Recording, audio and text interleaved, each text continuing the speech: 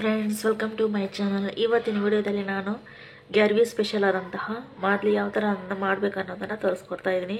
ಇಲ್ಲಿ ನೋಡಿ, ಸ್ವಲ್ಪ ಕೊಬ್ಬರಿಯನ್ನು, ಒಣ ಕೊಬ್ಬರಿನ ತುರಿದಿಟ್ಕೊಂಡಿದ್ದೀನಿ. ಇಲ್ಲಿ ಪುಟಾಣಿ, ಆಮೇಲೆ ಸ್ವಲ್ಪ ಇಲ್ಲಿ ಡ್ರೈ ಫ್ರೂಟ್ಸ್ ತೊಗೊಂಡಿದ್ದೀನಿ, ಬಾದಾಮ, ದ್ರಾಕ್ಷಿ, ಗೋಡಂಬಿ, ಆಮೇಲೆ ಸ್ವಲ್ಪ ಏಲಕ್ಕಿ, ಆಮೇಲೆ ಇಲ್ಲಿ 2 ಜಾಜಿಕಾಯಿ ತೊಗೊಂಡಿದ್ದೀನಿ. ಇನ್ನು ಸ್ವಲ್ಪ ಬಡೆ ಸೊಪ್ಪು ತೊಗೊಂಡಿದ್ದೀನಿ.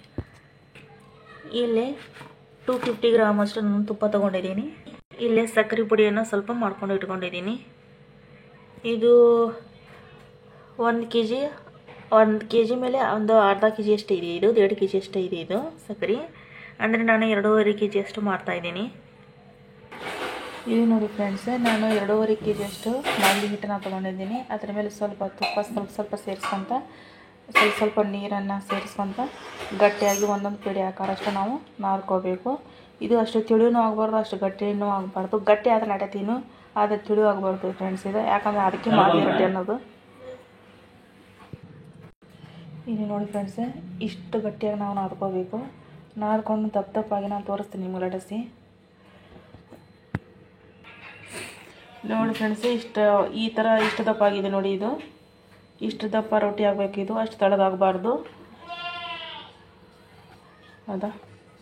ಇದ್ರ ಮೇಲೆ ಸ್ವಲ್ಪ ಈ ಥರ ಪ್ರೆಸ್ ಮಾಡಬೇಕು, ಅಂದರೆ ಉಬ್ಬಬಾರದ ಕಾರಣಕ್ಕೋಸ್ಕರ.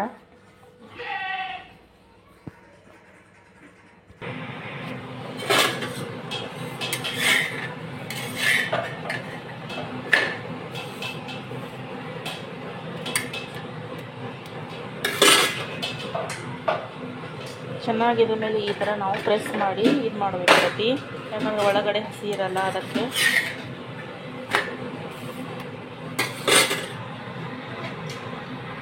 ಇಲ್ಲಿ ನೋಡಿ ಫ್ರೆಂಡ್ಸ್, ಇವಾಗ ಇದರಲ್ಲಿ ನಾನು ಹಾಕಿದ್ದೀನಿ ಈ ಥರ ಪೌಡ್ರ್ ಹಾಕಬೇಕು. ಇದು ನೋಡಿ ಇವಾಗ. ಆಮೇಲೆ ಇಲ್ಲಿ ನೋಡಿ, ಈ ಚಿಕ್ಕ ಪೀಸ್ ಈ ಥರ ಮಾಡಿ ಮಿಕ್ಸಿಯಲ್ಲಿ ನಾನು ಹಾಕಿ.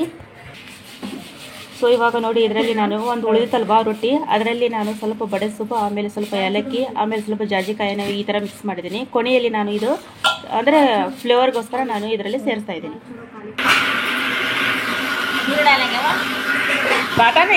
ಸೊ ಇವಾಗ ನೋಡಿ, ನಾನು ಇದರಲ್ಲಿ ಸ್ವಲ್ಪ ಹಾಕಿ ಈ ಥರ ಮಿಕ್ಸ್ ಮಾಡ್ಕೊತ, ಸ್ವಲ್ಪ ಕಲಿಸ್ಕೊತ ನಾನು ಈ ಥರ ಮಿಕ್ಸ್ ಮಾಡಬೇಕು. ಯಾಕಂದರೆ ಇದು ಚೆನ್ನಾಗಿ ಪೌಡ್ರ್ ಮಾಡಿ ಕಲಿಸಿರ್ತೀವಲ್ವ, ಹಾಗಾಗಿ ಇದೇ ಥರ ಚೆನ್ನಾಗಿ ಕಲಿಸ್ಬೇಕು. ನೀವು ಡೈರೆಕ್ಟಾಗಿ ಶುಗರ್ನು ಕೂಡ ಡೈರೆಕ್ಟ್ ಇದರಲ್ಲಿ ಸೇರಿಸ್ಬೋದು, ಬಟ್ ಅದರ ಟೇಸ್ಟ್ ಆಗಲ್ಲ. ಹಾಗಾಗಿ ನಾನು ಪೌಡ್ರ್ ಮಾಡಿ ಈ ಥರ ನಾನು ಸೇರಿಸ್ತಾ ಇದ್ದೇನೆ.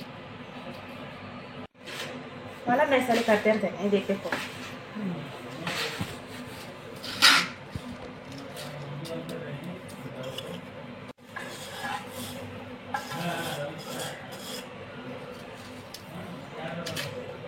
ಕೊನೆಯಲ್ಲಿ ಒಂದು ರೊಟ್ಟಿ ಉಳಿದಿದಲ್ವ, ಹಾಗಾಗಿ ಇದರಲ್ಲಿ ನಾನು ಎಲ್ಲ ಅಂದರೆ ಬಡೆ ಸೊಪ್ಪು, ಏಲಕ್ಕಿ, ಆಮೇಲೆ ಜಾಜಿಕಾಯಿ ಎಲ್ಲ ಇದರಲ್ಲಿ ಸೇರಿಸಿ ನಾನು ಈ ಥರ ಪುಡಿ ಇದರಲ್ಲಿ ಸೇರಿಸ್ತಾ ಇದ್ದೀನಿ. ಅದರಲ್ಲಿ ತುಂಬ ಚೆನ್ನಾಗಿ ಫ್ಲೇವರ್ ಬರುತ್ತೆ ಫ್ರೆಂಡ್ಸ್. ದಯವಿಟ್ಟು ಇದೇ ರೀತಿ ನೀವು ಮನೆಯಲ್ಲಿ ಕೂಡ ಟ್ರೈ ಮಾಡಿ ನೋಡಿ. ಇದು ನೋಡಿ, ಈ ಬಾದಾಮ್ ಪೌಡರ್ ನಾನು ಇದರಲ್ಲಿ ಸೇರಿಸ್ತಾ ಇದ್ದೀನಿ.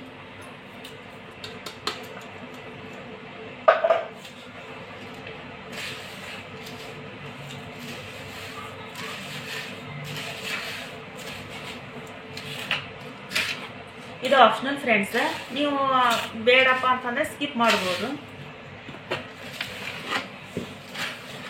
ಹಾಕಲೇಬೇಕಂತ ಏನಿಲ್ಲ, ಸ್ವಲ್ಪ ನಾನು ಟೇಸ್ಟಿಗೆ ಸ್ವಲ್ಪ ಹಾಕ್ತಾ ಇದ್ದೀನಿ ಅಷ್ಟೇ. ಆಮೇಲೆ ಇದರಲ್ಲಿ ನಾನು ಸ್ವಲ್ಪ ಡ್ರೈ ಫ್ರೂಟ್ಸ್ ಇದರಲ್ಲಿ ಸೇರಿಸ್ತಾ ಇದ್ದೇನೆ. ದ್ರಾಕ್ಷಿ ಆಗಲಿ, ಆಮೇಲೆ ಈ ಥರ ಗೋಡಂಬಿ ಆಗಲಿ, ಇದು ಡೈನಿಷ್ಗೆ. ಆಮೇಲೆ ಸ್ವಲ್ಪ ಒಣ ಕೊಬ್ಬರಿ. ಆಮೇಲೆ ದಯವಿಟ್ಟು ಇದೊಂದು ಹಸಿ ಕೊಬ್ಬರಿ ಮಾತ್ರ ಇದರಲ್ಲಿ ಸೇರಿಸಬೇಡಿ, ಯಾಕಂದ್ರೆ ಸ್ಮೆಲ್ ಬರುತ್ತೆ ಅದು. ಇದು ಒಣ ಕೊಬ್ಬರಿ ಇರ್ತಲ್ಲ, ಇದು ತಿಂಗಳಗಟ್ಟಲೆ ನಿಮ್ಮ ಮನೆಯಲ್ಲಿ ಇಟ್ಕೊಂಡು ಈ ಥರ ನೀವು ಮಾಡ್ಕೊಂಡು ತಿನ್ಬೋದು. ಇದೆಲ್ಲ ಕೆಡಲ್ಲ ಇದು.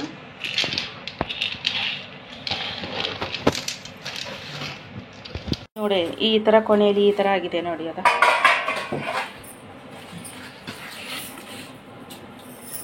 ನೋಡಿ, ಅಂದರೆ ನಾನು 2.5 ಕೆ ಜಿ ಅಷ್ಟೇ ನಾನು ಮಾಡಿದ್ದೆ. ನಾನು ಜಾಸ್ತಿ ಬೇಕಾದರೆ ಕ್ವಾಂಟಿಟಿ ನಾನು ನಿಮಗೆ ತಿಳಿಸ್ಕೊಟ್ಟಿದ್ದೀನಿ. ಅಷ್ಟೇ ಕ್ವಾಂಟಿಟಿ ನೀವು ಡಬಲ್ ಮಾಡ್ಕೊತ ಹೋಗಬಹುದು.